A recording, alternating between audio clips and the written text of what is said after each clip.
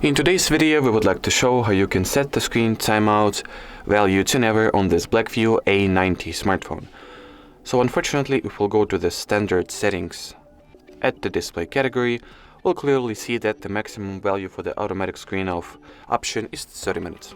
So unfortunately, we are not able to use the standard means of the system, but in order for still be able to set the screen automatic screen sleep timer to never, we are going to utilize the free Play Store app that is called Caffeine. So let's open up the Google Play Store. At the search bar, you just want to type in Caffeine just like so.